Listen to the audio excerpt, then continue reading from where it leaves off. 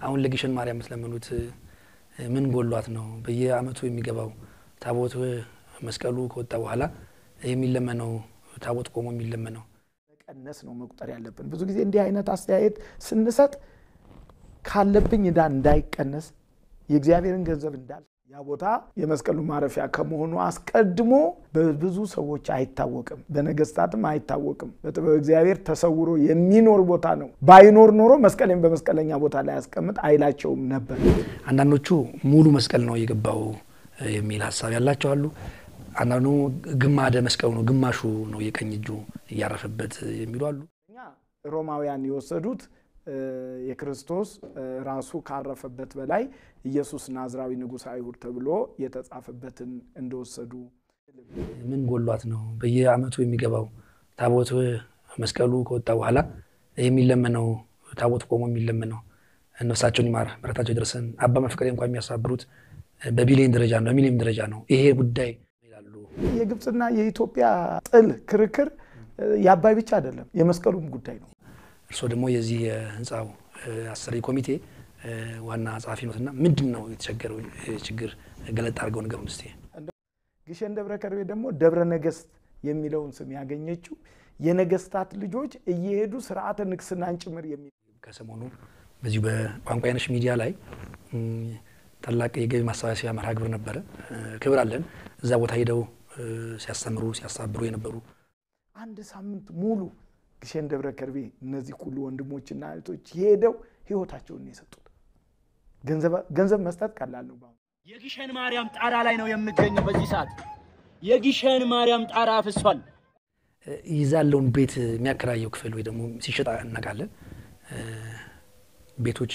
ቦታዎች ይሸጣሉ እያንዳንዱ ነገር ገንዘብ ነው ገንዘቡ ነው የሚሰራው እንጂ እንደው ድንጋው አይደለም እኔ አርቲስቶቻችን በእውነት እንደው በሚዲያ እንደምናያቸው አይደል መንፈሳዊ ህይወታቸው እዛ ያላቸው በጸሎት የመትጋት ሁኔታ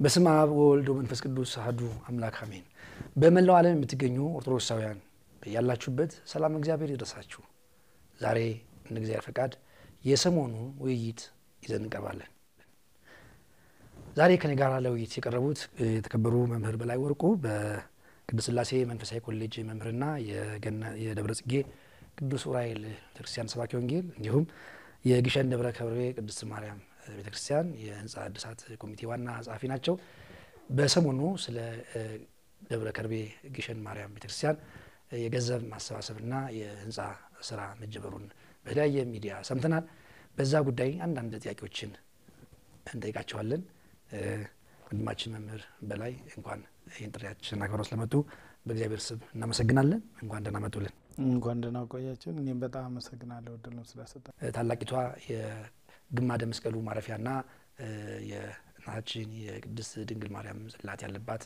ግሸን ደብረ ከርቤ ታሪኳ እጅግ የላቀ እጅግ የተወደደና በጸሎት ሰሚነቷ የምታወቅ ታላቅ ገዳም ነች ብዙ መናን በዛ ቦታ ረግጠው ጸሎታቸው ተሰምቶላቸው የልባቸው መሻት ተፈጽሞላቸው ያለ ቦታ ነው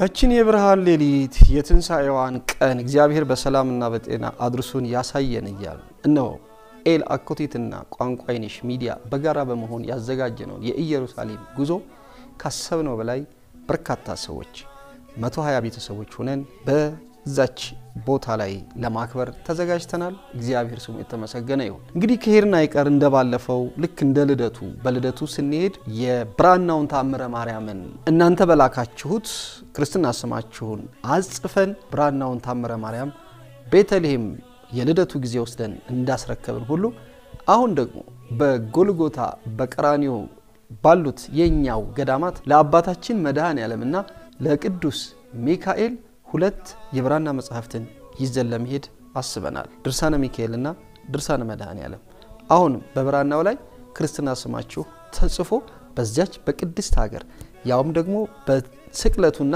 ትንሳኤውን ባረጋገጠባት ቦታ ይህ የብራና መጽሐፍ ክርስትና ስማችሁ ተጽፎ እንዲሄድ የምትፈልጉ አሁንም በዚህ በተጻፈው በስልክ ቁጥራችን ቴሌግራም ላይ መልእክት ማስቀመጥ ትችላላችሁ። ምናልባት በርከት ካላችሁ ደብረገነት ቅድስት ኪዳነ ምሕረት ታምረ ማርያምን ይዘን ልንሄድ እንችላለን።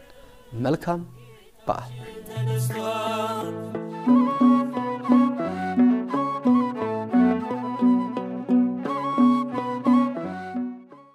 መልካም እንግዲህ ጥሩ ነው ያለውን ሁኔታ ስናይ ከሰሞኑ በዚሁ በቋንቋይነሽ ሚዲያ ላይ ታላቅ የገቢ ማሰባሰቢያ መርሃ ግብር ነበረ። ክብር አለን። እዛ ቦታ ሄደው ሲያስተምሩ ሲያስተባብሩ የነበሩ መምህራን፣ ዘማሪያን እንዲሁም የተለያዩ የኢትዮጵያ ልጆች ሆኑ መንፈሳውያን ኦርቶዶክሳውያን አርቲስቶች በፍቅር በትህትና በክብር የቤተክርስቲያኗን ክብርና ዝና የእናታችን የድንግል ማርያምን እናትነት የመስቀሉን ክብር ሲናገሩ ልብን የሚነካ ነበርና እርሶ ደግሞ የዚህ የህንጻው አሰሪ ኮሚቴ ዋና ጻፊ ነውና ምንድነው የተቸገረው ችግር ገለጥ አድርገው ነገሩን እስቲ። እንደው እነ ለመናገር አሁን በውጭ ዓለምም በአገር ውስጥም ያለውን ገንዘቡን በመስጠቱ እንደው ሊመጻደቅ አይገባም። ምክንያቱም እነዚህ የሄዱት አርቲስቶች ህይወታቸውን የሰጡት እንደው መመረጥ ነው። እኛ ያልሄድነው ራሱ በተለያየ ችግር ምክንያት የኮሚቴ አባል ሆነን ያልሄድነው ሰዎች አለን። እንደው አለመፈቀድ ነው እንጂ በዚህ ሰዓት መሄድ መታደል ነው። ምክንያቱም ማንም ሰው አሁን ባለው የጸጥታ ጉዳይ አይደለም ግሸን ሄዶ አንድ ሳምንት መቀመጥ ይቀርና ከተማ ውስጥ ራሱ አምሽቶ ለመግባት ያለው ችግር ይታወቃልና አንድ ሳምንት ሙሉ ግሸን ደብረ ከርቤ እነዚህ ሁሉ ወንድሞችና እህቶች ሄደው ህይወታቸውን የሰጡት ገንዘብ መስጠት ቀላል ነው። በአሁን ሰዓት ህይወታቸውን የሰጡት መብርሃን እቅፍ ድግፍ አድርጋ በሰላም ደርሰው መጡ እንጂ ከሰይጣን ከዲያብሎስ ፈተና ሰውራቸው። በአሁን ሰዓት ፈተናው ከባድ ነው። ምንድነው የጎደለው? ምን በዛው ነገር ነው የጎደለው? እንግዲህ የእመቤታችን የቅድስት ድንግል ማርያም ቤተክርስቲያን እቴጌመነን ያሰሩት የዛሬ አመት በ1908 18 ነው የተሰራው። የዛሬ አመት 100 አመት ይሞላዋል። 100 አመት ይሞላዋል ስንል የግሸን ማርያም ቤተክርስቲያኗ በእቴጌመነን የተሰራችው ቤታችን እንጂ ቦታው አይደለም። ያ ዘራይቆ 13ኛው ክፍለ ዘመን ቦታው አይደለም። ይሄንን ግንዛቤ ውስጥ ስለዚህ 100ኛ አመት እናከብራለን ስንል የዛችን ቤተክርስቲያን ነው። በዘመን ብዛት ምክንያት እንግዲህ ጣራው ያፈሳል። የግሸን ማርያም ጣራ ላይ ነው የምገኘው በዚህ ሰዓት። የግሸን ማርያም ጣራ አፍሷል። እንደምትመለከቱት ጉልላቱ አዘንብሏል። ስለምን አልጠይቃችሁ? ስለምን ወደ እናንተ አልደረስ? ከዚህ በላይ የሚያስጨንቅስ ጉዳይ ምን አለ? ይህንን ጣራ የማድረስ ጉልላቷን የመጠገን የማን ኃላፊነት ነው? ጣራው ያፈሳል። ከፍተኛ ዝናብ ፍሳሽ ነበረ። በዛ ምክንያት ያው የተለያዩ የህንጻ መሰንጠቅ ደርሶበት ነበር። ሌላው በቤተልሔሙ በኩል ያው በአመት የሚሄደው ህዝብ በጣም ብዙ ከመሆኑ የተነሳ እምነት እያለ የሚቆፍረው የቤተክርስቲያኑን ደረጃ ወደ መንሸራተት አይነት ደረጃ ላይ አድርሶት ነበርና ሙሉ በሙሉ ቤተክርስቲያኑ አዲስ ጥገና ያስፈልገዋል። ሌላው የሚሰሩ አዳዲስ ነገሮች አሉ። የእመቤታችን ቤተክርስቲያን የእግዚአብሔር አብ ቤተክርስቲያን ሁላችንም በየአመቱ ስንሄድ እንደምናየው መጠለያ የለው። ስለዚህ ታሪኩን ቅርስነቱን በጠበቀ መልኩ ለህዝቡ አገልግሎት የሚሰጥ መጠለያ ይሰራል። መሬቱ ዝናብ በሚጥልበት ሰዓት ጭቃ እንዳይሆን ቴራዞን ሳይሆን የቦታውን ታሪክና ቅርስነቱን በጠበቀ መልኩ መሬቱ የእመቤታችን ግቢው የእግዚአብሔር አብ ግቢው ሁሉም ያ የመሬት ንጣፍ ስራ ይሰራል። እመቤታችን ቅዱስ እግዚአብሔር አብ እንዳያችሁት ደውል ቤት የለም፣ ክርስትና ቤት የለም። ይሄን ያህል ህዝብ በስለት በምን እየሄደ ክርስትና ቤት የለም፣ ደውል ቤት የለም። እነዚህ ክርስትና ቤትና ደውል ቤት በሁለቱም ቦታዎች ላይ ይሰራሉ። ሌላው ትልቁ ማስተር ፕላን ይሰራል። ማስተር ፕላኑ የሚሰራው ለምንድነው? ብዙ ሰው ግሸን ደብረ ከርቤ በገንዘቡ ታሪክ መስራት ይፈልጋል እና መስራት ሲፈልግ ደብሩ የተጠና ማስተር ፕላን ስለሌለ ወይ ግለሰቡ በራሱ አስጠንቶ ነው የሚሰራው ወይ ደግሞ ደብሩ በዘልማድ እንደዚህ ይሁን ይላል። ከዚህ በኋላ ግሸን ላይ መስራት የሚፈልግ ሰው አንደኛ የሚሰሩት ነገሮች አስፈላጊዎቹ ይቀመጣሉ። የሚሰሩበት ቦታም ይቀመጣል የሚሰሩበት ማቴሪያል የቦታውን ታሪክ እናንተም ስለዚህ አንድ ሰው ሄዶ መስራት ፈልጋለሁ ሲል አቅምህ ምን ያህል ነው ይሄን ያህል የሚፈጀው ይሄ ፕሮጀክት ነው ተብሎ ፕሮጀክቱ ሙሉ ጥናቱ ይሰጣል በዛ በተጠናው መልኩ ነው የሚሰራው እንጂ በራሱ አይሰራም ለብዙ ጊዜ ግሸን ደብረ ከርቤ ውስጥ ካንዱ ቦታ ወደ ሌላው ቦታ አሁን ከእግዚአብሔር ወደ ቅዱስ ሚካኤል ወደ ቅዱስ ገብርኤል ወደ ቅዱስ ኡራኤል ለመሄድ መንገዶቹ በጣም አስቸጋሪዎች ናቸው በነገራችን ላይ የግሸን ደብረ ከርቤ ካህናት እዛ ግቢ ውስጥ የሚኖሩ ኗሪዎች ወደ 600 አካባቢ ይሆናሉ ሰው እንደሚያስባቸው ሰው ስለነሱ እንደሚናገረው አይደሉም በጣም ትሁቶች ቦታው እንዲለማ የሚፈልጉ ቀናዎች ናቸው ግን ያው ምንድነው ማወያየት ይፈልጋሉ እንደው ዝም ብሎ አሁን ገንዘብ አለኝ የሚል ወይም ከዚህ ከመሃል ሀገር የሄደ ሰው ለምን ይሄ ቤት አይፈርስም ለምን ይሄ እንትን አይልም ሲል እንደተናቁ ዝቅ ተደርገው እንደታዩ ስሜት እየተሰማቸው በሰዓቱ የሚመልሱት ቃል ቁጣ የተቀላቀለበት ሊሆን ይችላል እንጂ እኛ አሁን በኮሚቴ ደረጃ እዛ ቁጭ ብለን አወያይተን ይሄን ልንሰራ ነው የሚፈርሱ ቤቶች አሉ ምን ብለን ስናናግራቸው የኔ ቤት ይፍረስ በጣም ፈቃደኞች ናቸው አሁን ለምሳሌ ቅዱስ ገብርኤል ቤተክርስቲያን ከዛ ካለበት የመስቀሉን ክንፍ ስላልጠበቀ በሰዓቱ ካለበት ቦታ ፈርሶ በማህበራት ቤት ባሉበት ጋር በዛ ሊሰራ ነው ያንንም የቅዱስ ገብርኤል ቤተክርስቲያን የሚሰሩት የማህበረ ግሸን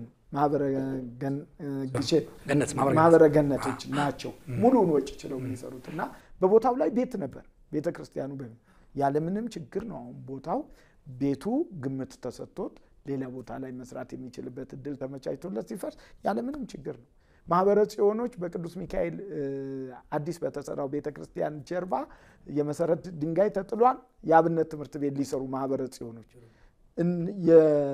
እነሱም ቢሆኑ አሁን የቦታ ወሰንን በተመለከተ ምንም አይነት የሚገጥማቸው ችግር የለም የገጠማቸው ችግር የለም እና አሁን እየተሰራ ያለው ስራ ዘላቂ ሆነ ስራ መልካም ካነሱና የሚነሳ ጥያቄዎች አሉ እዚህ አሁን ግሸን ላይ ቅድም ካናቱ የዋህናቸው ብለዋል እውነት ነው ይዛለውን ቤት የሚያከራየው ክፍል ወይ ደግሞ ሲሸጣ እናቃለን ቦታዎች ይሸጣሉ ይሄ ቤተክርስቲያኑ ይመለከተዋል ወይ ግለሰቦች ናቸው እዛ ላይ ከወጣ በኋላ ያለውን ቦታ የሚያከራዩ የሚሸጡ ገቢው ለማን ነው ለግለሰቦች ነው ወይስ ቤተክርስቲያኑ ከዚህ ይጠቀማል እንግዲህ በጣም የሚያስገርመው ነገር እኔ አሁን በግሸን እንደ ተወላጅም እንደ ኮሚቴ የማየው ጅራፍ ራሱ ገርፎ ራሱ ይጮሃል እንኳን ሌላው ቤት ኪራይ ይሄን ያህል ብር ያስከፈሉን ይባላል እነዛ ሰዎች ምንም አያውቁም ስለ ቤት ኪራይ መጀመሪያ አንተ ሄደህ በ500 ብር ለተከራይ ስትል በጎን ሄድና 2000 ብር ነው ይከራያል ይላል የሚያጫርተው ራሱ ሰው ነው መጀመሪያ እነዛ ስጋ ለባሽ ናቸው ከከተማ የሚሄደው ስጋ ለባሽ ናቸው የገጠር ሰዎች ናቸው በአመት አንድ ጊዜ ገቢ ያላቸው ሰዎች ናቸው ስለዚህ ምን ያርጉ ሄድና ያመቱን ከፍሎ የዛሬ አመት ስመጣ ብሎ ከፍሎ የሚሄዳል እንግዛችሁ የሚሉትም ከዚህ የሚሄደው አካል ነው ማህበራት ናቸው አሁን ብዙ ማህበራት እዛ ቦታ ላይ ከግለሰቦች ገዝተው ቤት ሰርተው እየተገለገሉ በያመቱ ሲሄዱ እየተገለገሉ ያሉት ከችግራቸው የተነሳ ነው ይሄንን ያደረጉት ቤተክርስቲያኗም ደግሞ ማህበራት አገልግሎት የሚሰጡት ለህዝብ ነውና እነሱ ገዝተው መስራታቸው የበለጠ ሰውን ይዘውት የሚመጡት እነሱ ስለሆነ የበለጠ ቤተክርስቲያኗ እንድትታወቅና አገልግሎቱ እንዲሰፋ ያደርጋል በሚል እንግዲህ ሲጀመር ህግም ሳይወጣለት በቅንነት ተጀመረ አሁን ግን አንዳንድ መስመር የለቀቁ ነገሮች ይታያሉ እነዛ ነገሮች የሚታዩት ግን ከቦታው ሰዎች አይደሉ እዚህ ከሚሄደው ሰው ነው እና ግን ብዙ ጊዜ እንደው በጣም እየተኮነኑ ችግር ፈጣሪ እንደሆኑ ተደርገው የሚነገሩ እነዛ ናቸው ግን ያ እንግዲህ መቼም አንድ ሰው 2000 ብር የሚያከራየውን ቤት 10000 ብር ልከራይ 5000 ብር ልከራይ ሲለው እንዲ የሚልበት ምክንያት የለም ሰባል እሺ መልካም ሌላው እንግዲህ ከሰሞኑ በቋንቋ አይነሽ ሚዲያ ቅድም ገልጸናል የሚዲያ ሰራተኞች እንቅልፋተው ላፍታ መርፍ ሳያገኙ ያው በነፃ ነው ያገለገሉት ያለ ምንም ሳንቲም በእውነት ክብር ይገባቸዋል እነሱም ደርሰው ሲመጡ ልናወድሳቸው ይገባል እናመሰግናቸው ይገባል አርቲስቶችም እነሆ ባልንጀራውን የሚንቅ ይበድላል ለድሃ ግን የሚራራ እርሱ ምስጉን ነው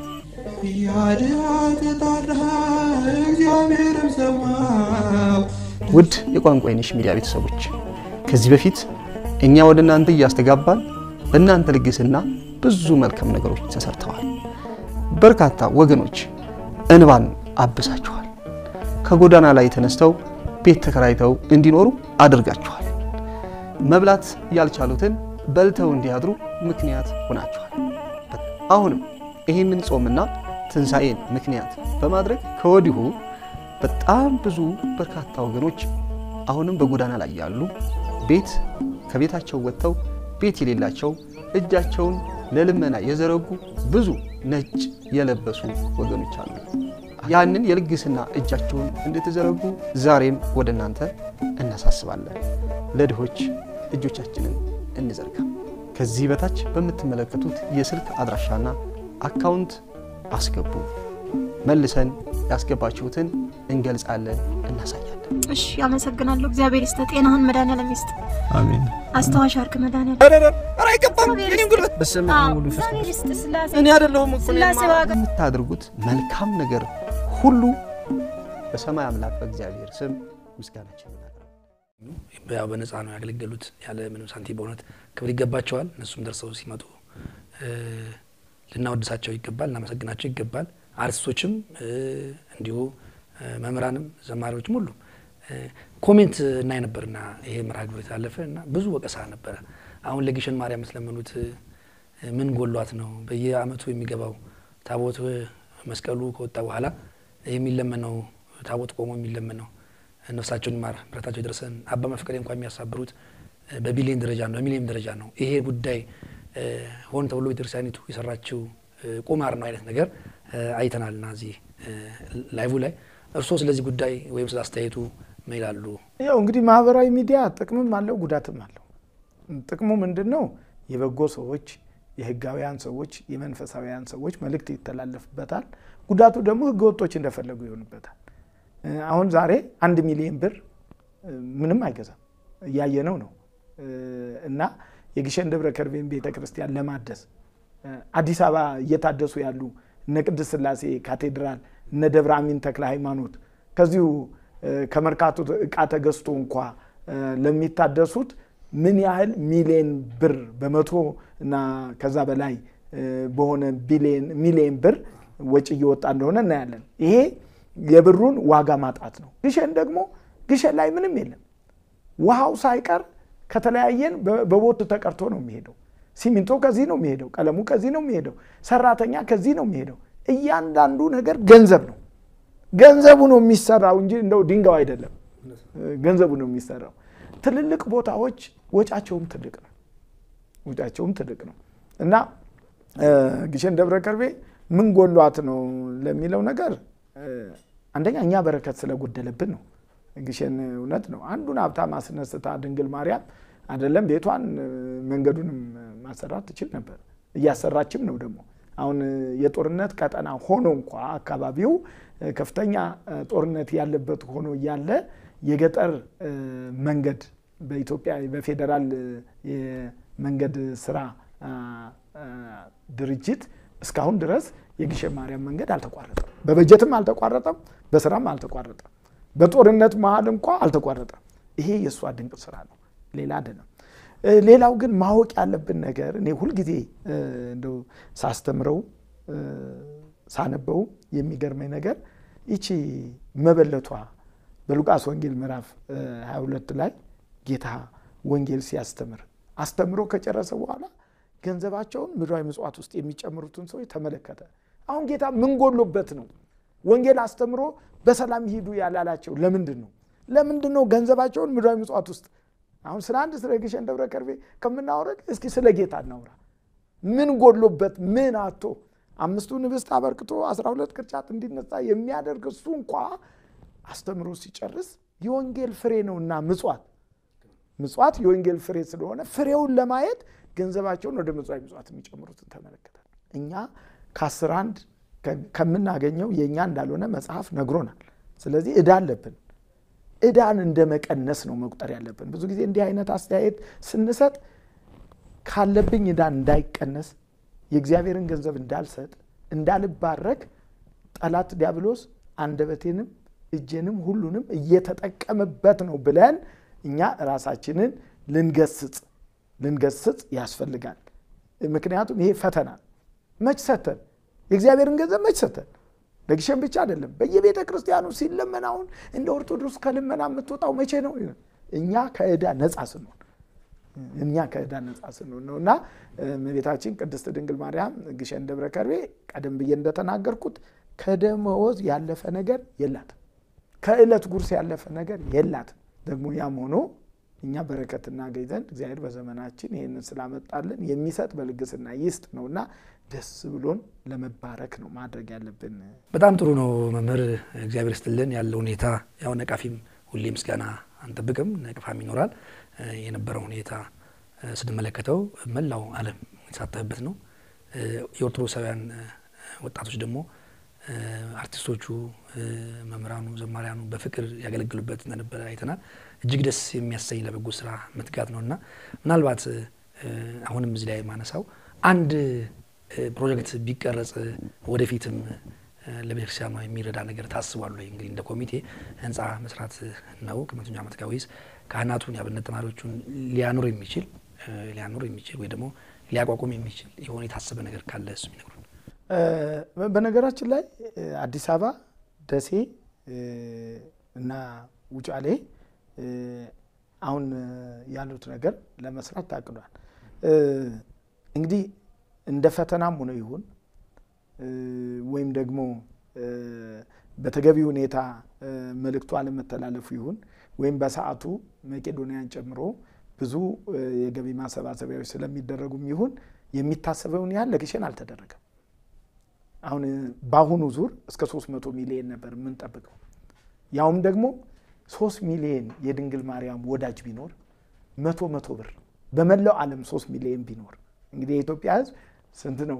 ኦርቶዶክስ እንኳን ራሱ 40 ሚሊዮን ነው ብንል በመላው ዓለም ደግሞ ስንት ሚሊዮን ነው? ከዛ ውስጥ 3 ሚሊዮን ቢኖር 3 ሚሊዮን ሰው 100 ብር ቢሰጥ ለግሸን ደብረ ከርቤ 300 ሚሊዮን ይገኛል ነበር።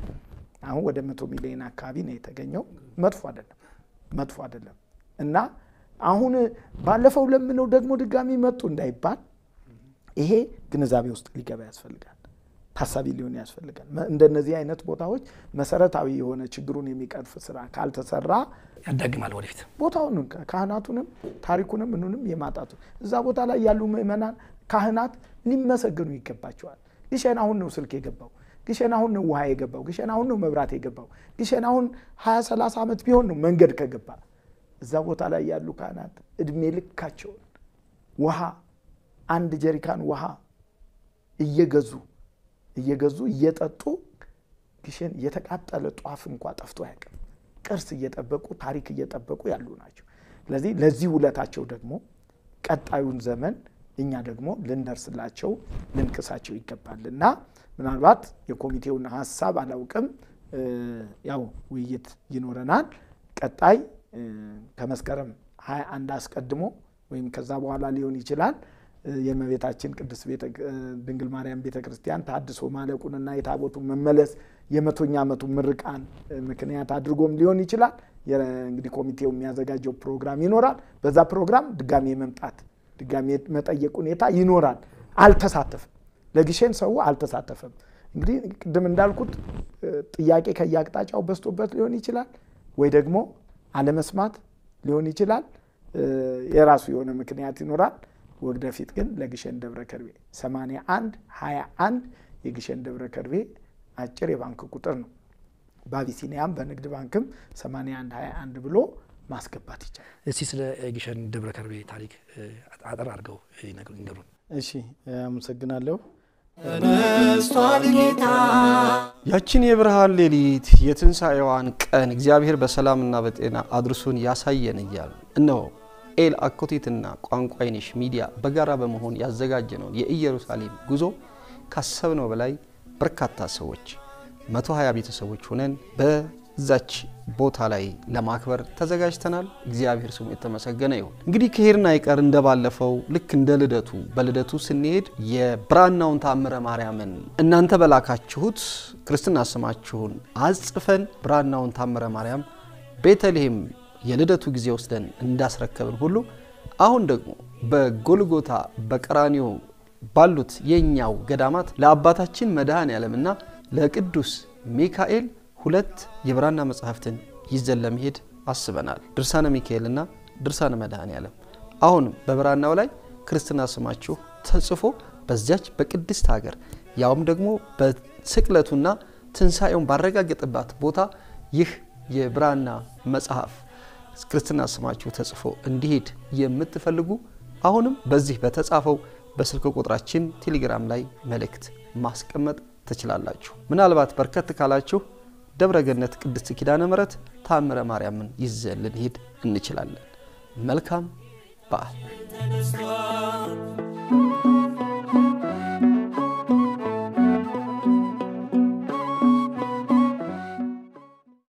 ግሸን ደብረ ከርቤ ገዳም አይደለችም፣ ደብር ናት እና ከሱ ልጀምር። ከስሟ ግሸን ደብረ ከርቤ መካነ መስቀሉ ለክርስቶስ ደብረ ከርቤ ደብረ ነጎድጓድ ደብረ ነገስት በመባል ትታወቃለችና እንግዲህ ግሸን ደብረ ከርቤ በኢትዮጵያ ሳይሆን በመላው ዓለም አምሳያ የሌላት ልዩ ቦታ ናት። ምክንያቱም ሌላ ቦታ ላይ ምናልባት ቴክኖሎጂን ተጠቅሞ ሰው በመሬት ላይ መስቀል ሊሰራ ይችላል። ግሸን ደብረ ከርቤ ግን ዓለም ሲፈጠር መስቀሉና የተፈጠረች እግዚአብሔር የሚያደርገውን አስቀድሞ የሚያውቅ አምላክ ስለሆነ በመስቀል ተሰቅሎ አዳምን እንደሚያድነው አስቀድሞ እግዚአብሔር ያውቃል። ይሄንን ብቻ ሳይሆን ደግሞ የመስቀሉን ዘላለማዊ ማረፊያ ቦታ እግዚአብሔር የት እንደሚሆን ስለሚያውቅ ዓለምን ሲፈጥር የመስቀሉን ማኖሪያ ማረፊያ ዙፋን በግሸን ደብረ ከርቤ በመስቀለኛ ቦታ ፈጠረ። ይሄ ከዓለም ሁሉ ልዩ ያደርጋታል። ግሸን ደብረ ከርቤ ልዩ ናት። ቦታዋ ራሷ የታሪኳ መጀመሪያ ቦታው ነው። እንግዲህ መስቀሉ ወደዛ ቦታ ከመምጣቱ በፊት መስቀለኛ ቦታው ነበረ። ይህንን በምን እናውቃለን? በድርሳነ መስቀሉም ላይ በጤፉትም መጽሐፍ ላይ አጼ ዘርዓ ያዕቆብ መስቀሉን ይዘው ወደ ኢትዮጵያ ሲመጡ እንግዲህ ከኋላ ከግብፃውያን ላለመጀመር ነው። ወደ ኢትዮጵያ ይዘው ሲመጡ አንብር መስቀሌ በዲበ መስቀል በህልማቸው የሚሰሙት ድምጽ በራእይ የሚሰሙት ድምጽ መስቀሌን በመስቀለኛ ቦታ አስቀምጥ የሚል ነው። ያ ቦታ መስቀሉ የመስቀሉ ማረፊያ ከመሆኑ አስቀድሞ በብዙ ሰዎች አይታወቅም፣ በነገስታትም አይታወቅም። በእግዚአብሔር ተሰውሮ የሚኖር ቦታ ነው። ባይኖር ኖሮ መስቀሌን በመስቀለኛ ቦታ ላይ ያስቀምጥ አይላቸውም ነበር እና ያንን ፍለጋ ኢትዮጵያን መስቀሉን ይዘው ዙረዋል። ይሄውም ጥበብ እግዚአብሔር ነው። መስቀሉ ለዘላለም ማረፊያው በሆነው ቦታ ላይ ከመቀመጡ አስቀድሞ ኢትዮጵያን ዙሮ እንዲባርካት በመናገሻ ማርያም፣ በደቡብም ደግሞ በብርብር ማርያም፣ በሸዋ በጉንደ መስቀል፣ በደብረ ብርሃን በብዙ የኢትዮጵያ ከተሞች ላይ መስቀሉ በዚህ ቦታ አርፎ ነበር የሚባል ታሪክ አለ። ትክክልም ነው። ምክንያቱም ቀጥታ ከግብጽ እንደመጣ ወደ ግሸን አልሄደምና። ስለዚህ ያችን ቦታ በታምረ ማርያም ላይ ለምናውቃቸው አባ ሚካኤል አባ ገብርኤል ለሚባሉት ግብፃውያን ጳጳሳት መድኃኒታችን ኢየሱስ ክርስቶስ የቦታይቱን ክብር ገልጾላቸዋል፣ ቃል ኪዳንም ገብቶላቸዋል።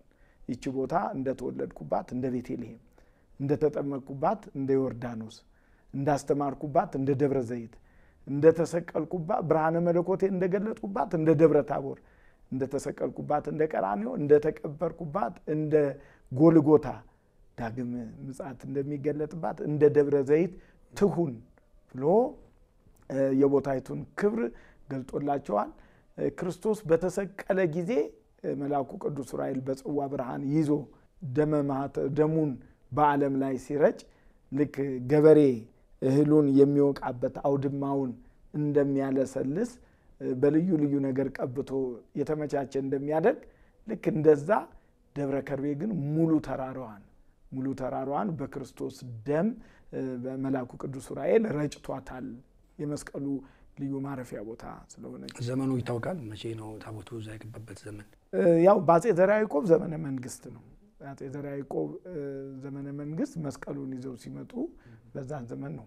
እዛ በግሸን ተራራ ከእመቤታችን ድንግል ማርያም ቤተክርስቲያን አለ፣ ሌሎችም አሉ አድባራት ተራራው ላይ።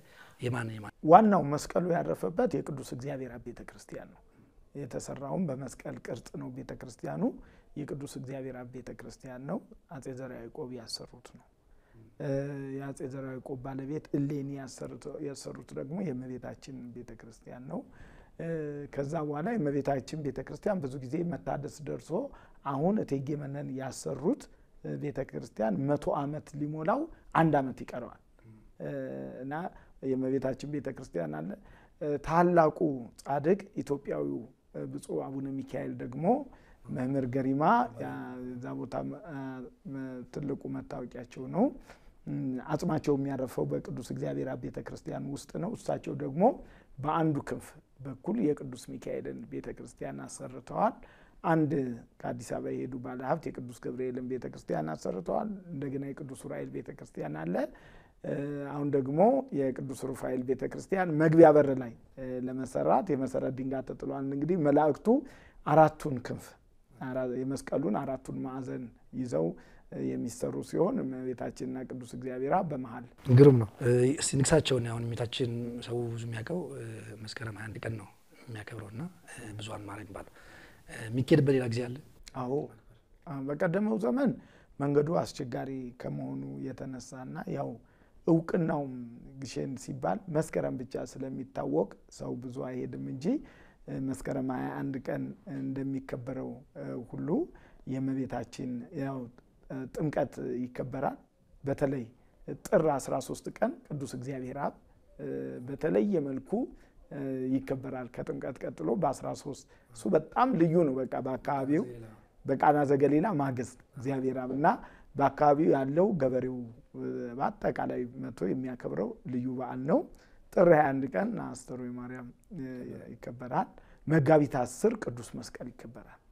ቅዱስ መስቀል ይከበራል። ከዛ ውጭ ህዳር እና ሰኔ ቅዱስ ሚካኤል ይከበራል። የቅዱስ ዑራኤልም ጥር 22 ቀን እና ሐምሌ 21 ይከበራል። እንደገና ደግሞ ቅዱስ ገብርኤልም ታኅሳስና ሐምሌ ይከበራል። በመላው ዓለም ሆናችሁ ይሄን መርሃ ግብር የምትከታተሉ ኦርቶዶክሳውያን ሁሉ ሰላም እግዚአብሔር በድጋሚ ከሁላችሁ ጋር ይሁንላለን። ዛሬ ስለ ታላቂቷ ስለ ደብረ ከርቤ ግሸን ማርያም ቤተክርስቲያን እየተወያየን ያለ ነው። እስከ መርሃ ግብራችን ፍጻሜ ድረስ አብራችሁ እንድትሆኑ አሁንም በድጋሚ እንጋብዛለን። መልካም መምህር፣ በወቅቱ እንግዲህ ሰው የሚያውቀው መስከረም 21 ነው። አሁን ደግሞ መጋቢትም እንደዚህ 10 ጉዞ እየተጀመረ ነው። ስለዚህ መስቀሉ ላይ ብዙ የሚነሱ ጥያቄዎች አሉ። አንዳንዶቹ ሙሉ መስቀል ነው የገባው የሚል ሐሳብ ያላቸው አሉ። አንዳንዱ ግማደ መስቀሉ ነው ግማሹ ነው የቀኝ እጁ ያረፈበት የሚሉ አሉ። ሌሎቹ ደግሞ ከመስቀሉ ጋር አብረው የመጡ ሚስማሩ መጥቷል፣ ችንካሩ መጥቷል፣ ከሊሜዳው መጥቷል። ከዚህ አኳያ እስቲ ለምእመናን ግልጽ ለማድረግ ያክል ያለው ነገር ምንድነው? በገዳሙ ያው እንግዲህ አሁን አንዱ ትልቁ ነገር እኛ የምንጠቀመው መጽሐፉ ነው። አባቶቻችን በተለይ በግሸንም ያሉ ታላላቁ ሊቃውንት የሚነግሩን ምንድነው?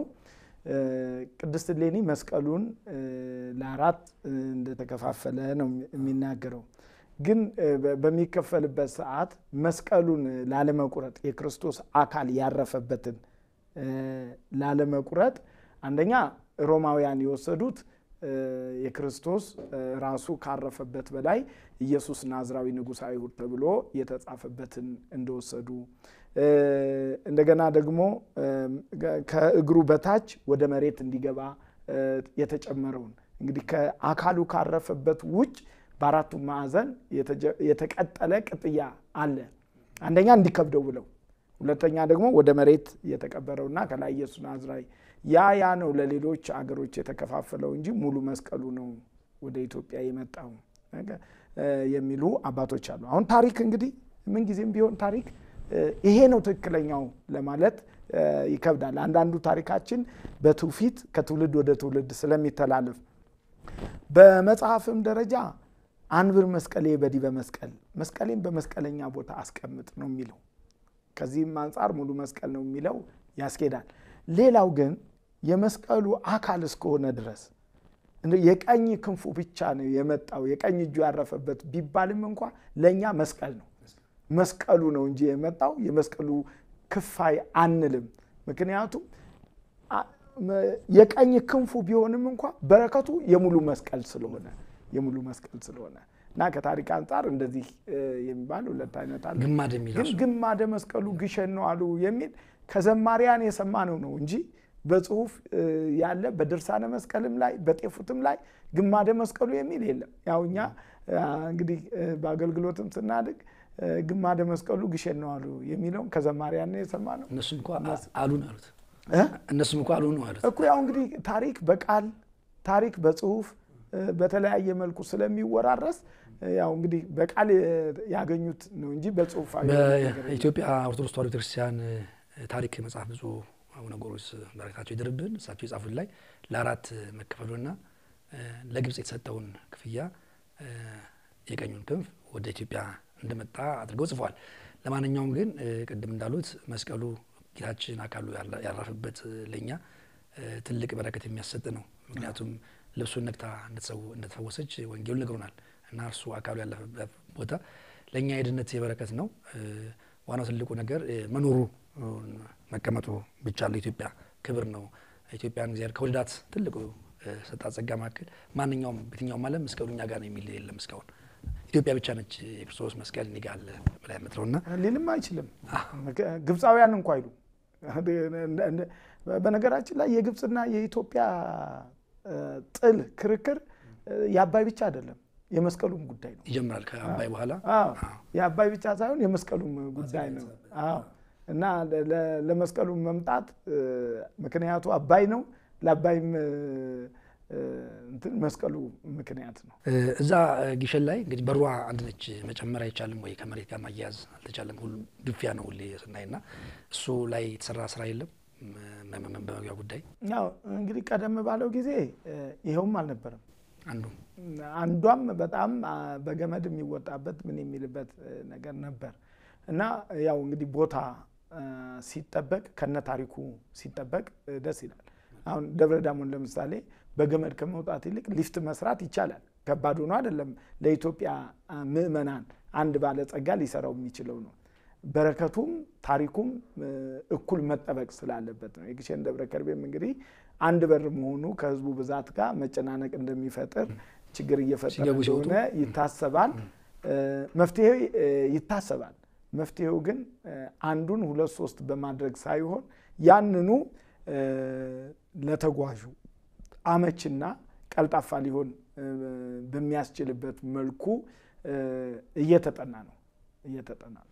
መልካም። አሁን ግሸን ስናነሳ እንግዲህ ቅድም ብለዋል ጥንታዊነቷን ይዘን ብዙ ሊቃውንት አሉባት።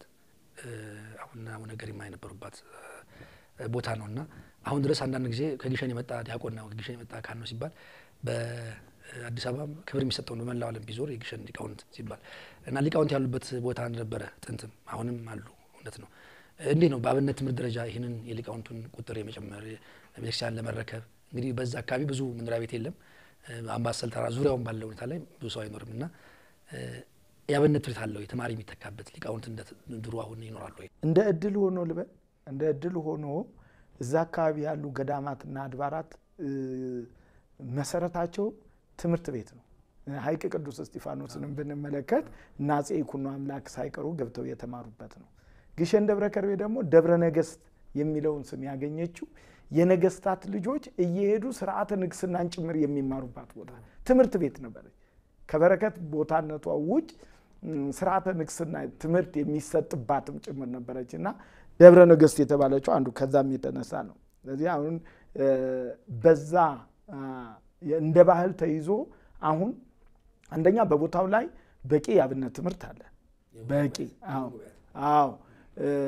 ሁለተኛ ደብረ ሮሃ ቅዱስ ላሊበላና ግሸን ደብረ ከርቤን እንግዲህ ስለሌሎቹ በሌሎቹ አህጉረ ስብከት ያሉትን ስለማላውቅ ነው። በእነዚህ ለየት የሚያደርገው ከቦታው ውጭ ቦታው ላይ ከተማረ በኋላ የተሻለ ለመምህርነት ለማሻሻል ድጓም ከሆነ ቤተልሔም የሚሄድ ከሆነ አቋቋምም ከሆነ ደግሞ ደብረ ኤልያስም ይሁን ኤልሻማም የሚሄድ ከሆነ ቅዳሴም ከሆነ ደብረ አባይ የሚሄድ ከሆነ ደሞዙ ተጠብቆለት ተምሮ እንዲመጣ ይደረጋል። ይሄ በቃ ቦታው ላይ ያለ ልዩ በሌላ ቦታ እንግዲህ ሊኖርም ይችላል ላይታይም ይችላልና ትልቁ ነገር ነው። ስለዚህ በግሸን ደብረ ከርቤ የሁሉም አብነት መምህራን አሉ። የድጓም የቅኔውም ያቋቋሙም በተለይ ቅኔ ቦታው በጣም የታወቀና ብዙ ሊቃነ ጳጳሳት ብዙ ታላላቅ ሰዎች የወጡበት ቦታ ነው። የቅዳሴ መምህር አለ። ሴቶቹ ወንዶቹ ህፃናቱ መጀመሪያ ወደ ዘመናዊ ትምህርት ቤት የሚገቡት ቢያንስ ዳዊት ደግመው ነው እና ሴቶቹ ህፃናቱ ሳይቀሩ ዳዊት መድገም እንደ ግዴታ ነው ግሸን ደብረ ከርቤና በቃላቸው ሁሉ ዳዊት የሚደግሙ ያሉበት ነውና ዲያቆናቱ ድቁና የሚቀበሉት ለድቁና የሚያበቃውን ትምህርት እስከ ቅዳሴ ድረስ ያለውን ከጨረሱ በኋላ ነው እና ቦታው ስርዓተ ክህነት ስርዓተ ትምህርት ተጠብቆበት የሚኖር እጅግ በጣም ታላቅ ቦታ ነው። ምን ያህል ሰራተኞች አሉ አሁን ተቀጥረው የሚያገለግሉ አሉ? አሁን ቅድም ጠቅሷቸው 4 መላእክት በአራቱም ማዕዘናት 2 መቅደስ ደግሞ በዛ ወደ 7-8 አካባቢ ደርሷል። አዎ እንግዲህ ብዙ ሰው የማይረዳው አንዱ ይሄንን ነው። ግሸን ሲባል አንድ ቤተክርስቲያን አንድ ቦታ ብቻ የሚቀደስ ይመስለዋል። እግዚአብሔር አብና እመቤታችን ዓመት እስከ ዓመት ነው የሚቀደሰው። ከባለ 50 ውጭ ሁሉ ጊዜ በጾም ነው የሚቀደሰው። ሰዓታቱ ይቆማል። ማለቱም ስብሐተ ነጉም ሁሉም አገልግሎት አለ። በዛ ላይ 5ቱም ቤተክርስቲያን ራሱን የቻለ እመቤታችንም ቅዱስ እግዚአብሔር አብም ቅዱስ ሚካኤል ቅዱስ ገብርኤል ቅዱስ ዑራኤል 5ቱም ቤተክርስቲያን በአንድ አስተዳዳሪ በአንድ ሰበካ ጉባኤ ይመራ እንጂ ሁሉም ቤተክርስቲያን የራሱ የሆነ ሙሉ ሰራተኛ አለው። ሰሞኑን ብቻ ሙሉ ሰራተኛ ነው ያለውና ከ400 ያላነሰ ሰራተኛ በሁሉም ቤተክርስቲያን አለ። ጥበቃውንም ጨማሪና በዚህ ጥናት ደግሞ ያገለግላል። በዛ ላይ ተማሪ አለ። በዚህ ጥናት የሚያገለግልም አለ። አጥቢያ ምናምን አሉት ይመጡ በየጊዜው በቅርብ አሁን ተስካር ዝክር በአካባቢ ያሉ እንግዲህ ከገዳሙ ውጭ በዙሪያው ያሉ ገበሬ ማህበሮች አብዛኛዎቹ ቀብራቸው የሚፈጸመው ግሸን ደብረ ከርቤ ነው እና በዛ አብዛኛው ሰው ግሸን ቤት ተሰርቶ ሲያይ ገበሬው ለመኖር የሚሰራው ይመስለዋል። መስከረም ማርያም መጥቶ እዛ ጠላ ሲሸጥ ሲያከራይ ምናምን ያያየ አብዛኛው እነዛ ሁሉ ቤቶች ገበሬው ለመቃብር ቤት የሰራቸው ናቸው። መቃብር ቤቶች ናቸው። አሁን ወደ ውስጥ የተሰራውን መደብ ይሄ ምንድነው ቢሉት ይሄ የእናቴ መቃብር ወይ የአባቴ መቃብር ነው የሚለውና መቃብር ቤቶች ናቸው። ብዙ አጥቢያ መናን የሉ ምን ነው ገቢው ካህናቱን እንግዲህ አካባቢው ትንሽ እንደው አዝማሪ የአምባሰል ማር ቆራጭ ይወርዳል በገመድ ብሎ የመሬቱን አቀማመጥ አስቸጋሪነት በእንዲህ አይነት መልኩ ይገልጻል። ገደል ነው እንደምታዩት። ግን ያም ሆኖ እዛው ገደሉ ላይ እንደማንኛውም ገበሬ መጠነኛ እርሻ አለቻቸው። ግን ያ ደግሞ ካለው ከተፈጥሮ አንፃር ይሄን ያህል እንትን የሚል አይደለም እና ሙሉ ደሞዝተኛ ናቸው። ከዓመት እስከ ዓመት ደሞዝተኛ ናቸው። ሸምተው ነው የሚበሉት። አይነግዱ። አገልግሎቱ እድል አይሰጥም። ያው ነው እንግዲህ ገቢያቸውና በአመት በወር እስከ 1,800,000 ብር ደሞዝ ይከፈላል። ደሞዝ ብቻ እንግዲህ እንደው ለመቤታችን በአመት 20 ሚሊዮን ብር ገባ እንኳን ብንል እንደው ግድ የለም 30 ሚሊዮን ገባ እንኳን ብንል በጥርም በመስከረምም ሆኖ የንዋየ ቅድሳቱም ሽያጭ 1,800,000 ብር ደሞዝተኛ ሲሆን በአመት 20,600,000 ብር ለደሞዝ ይውላል ማለት ነው። ከዛ ደግሞ ተጨማሪ ወጪዎች አሉ። በገጠር በክፍለ ሀገር በእንደዛ አይነት ታላላቅ ቦታ ታቦት ሲወጣ ዝም ብሎ አይወጣም። ድግስ ይደገሳል። ሁሉ ጊዜ አካባቢው ገበሬ አይደለም የሚደገሰው። ቤተክርስቲያኗ ማውጣለች። እነዚህ አገልግሎቱ ከአመት እስከ አመት ያው መብራት ለስሙ ገብቷል እንጂ ከሚበራበት የማይበራበት ይበልጣል። ጄኔሬተር አለ። በነዳጅ ነው የሚሰራው። ውሃው በግራቪቲ ብቻ አይደለም የሚመጣው በነዳጅም በጄኔሬተር ነው የሚመጣውና በጣም ብዙ መኪና አለ። ለገዳሙ አገልግሎት የምትሰጥ አሮጌ መኪና ናት። በጣም ነዳጅ ትበላለች። የሹፌር ደሞዝ አለ። ይሄን ሲል ምንም በቃ የሚገባው ወጭ ተጨንቀው ተጠበው ከአመት እስከ አመት የሚያደርስ ካልሆነ በስተቀር ተቀማጭ የሚባል ነገር በዛ ላይ ደግሞ በቤተክርስቲያን ሕግ ያው ግሸን ደብረ ከርቤ ገዳም ስላልሆነች ከገባው 20% ለሀገረ ስብከት ፐርሰንት ይከፈላል እና ይሄም ታሳቢ ሲሆን ያን ያህል ግሸን ደብረ ከርቤ እንዲህ እንደው ቤተክርስቲያን የሚያድስ ህንጻ የሚገዛ ልዩ ልዩ የልማት ስራ የሚያደርግ ገንዘብ አላት። መምህር እንግዲህ ብዙውን ነገር ተጫውተናል። እንግዲህ የቀረ ካለ ደግሞ በሌላ ጊዜ እንመለሳለን። አሁን እርሶ ቀረ የሚሉት የሚያመሰግኑት የሚጨምሩልን ነገር ካለ ለመጨረሻ ጊዜ እድል ስጠዋት። እኔ አርቲስቶቻችን በእውነት እንደው በሚዲያ እንደምናያቸው አይደል መንፈሳዊ ህይወታቸው እዛ ያላቸው በጸሎት የመትጋት ሁኔታ የእንጀራ ጉዳይ ሆኖ እዚህ በትወናው በተለያየ መልኩ ብናያቸው በተለያየ አለባበስ በተለያየ አቀራረብ በተለያየ ሁኔታ ብናያቸው መንፈሳዊ ህይወታቸው ግን እንዲህ አይደለም። እንደው ዛሬ ለግሸን ማርያም ለመለመን ብቻ ይሄዱ አይደሉም። የጸሎት ትጋታቸው ገሌ ከገሌ የምንለው የለም። በተለይ ይሄንን በማስተባበር ትልቁን ድርሻ የሚወስደው ወንድማችን አርቲስት ደረጀ ደመቀ ነው እና መንፈሳዊ ህይወታቸው እጅግ የሚያስቀና ነውና አንዳንድ ጊዜ እንደው የሰውን ድካም ብቻ ያነሳን መውቀስ ብቻ ሳይሆን ጥንካሬያቸውንም እንዲያጎለብቱ ማመስገን አለብን። ይበልጥ ደግሞ በጸሎት ማሰብ አለብንና እንደው ረጅም እድሜ ከጤና ጋር እግዚአብሔር ያድልልን። ስራቸውንም ህይወታቸውንም የተባረከ ያድርግልን። በዚህ አገልግሎት ያልተሳተፉ አርቲስቶች ልክ እንደኔና እንደርሶ እንግዲህ ለመፈቀድም ይሁን በስንፍና ሳኔድ እንደቀረ ነው ያልሄዱ ያላገዙ ያልተራዱት ደግሞ ትልቅ መንፈሳዊ ቅናት አድሮባቸው ለቀጣዩ ራሳቸውን እንዲያዘጋጁ እግዚአብሔር መንፈስ ቅዱስ በሁላችንም ላይ ይደርብን። አሜን። ይርዳን እግዚአብሔር። ሁላችንም ደግሞ ህንጻውም ተፈጽሞ እድሳቱም አልቆ ታቦቱም ገብቶ እንዲሁም የልማት ስራ እንድንሳተፍ እግዚአብሔር እድሜና ጤና ይስጠን። ሁላችን በፍቅር የምንወዳት ቦታ ነች። ደጇን ረግጠን ሳንወጣ እዛ ሆነን የምትናፍቀን ቦታ ነች። ክቡራን የዚህ መርሃ ግብር ተከታዮች ይህ ዛሬ ስለ ግሸን ደብረ ከርቤ ቤተክርስቲያን እድሳትና አጠቃላይ ሁኔታ ግንዛቤ ይሰጡን ማዕከላችን የተገኙት መምህር በላይ ወርቁ የቅድስት ሥላሴ ዩኒቨርሲቲ መምህር ናቸው። እንዲሁም በገነተ ጽጌ ቅዱስ ዑራኤል ቤተክርስቲያን ሰባኪ ወንጌል ናቸው። የዚህ የደብረ ከርቤ ግሸን ማርያም ቤተክርስቲያን የህንጻ ሰሪ ኮሚቴ ዋና ጸሐፊ ናቸው። አክብረውን መጥተው እዚህ ስቱዲዮ ድረስ መርሃ ግብራችንን ስለሰጡን ቀና ሐሳብና መንፈሳዊ መልእክት ከልብ አድርገን እናመሰግናለን።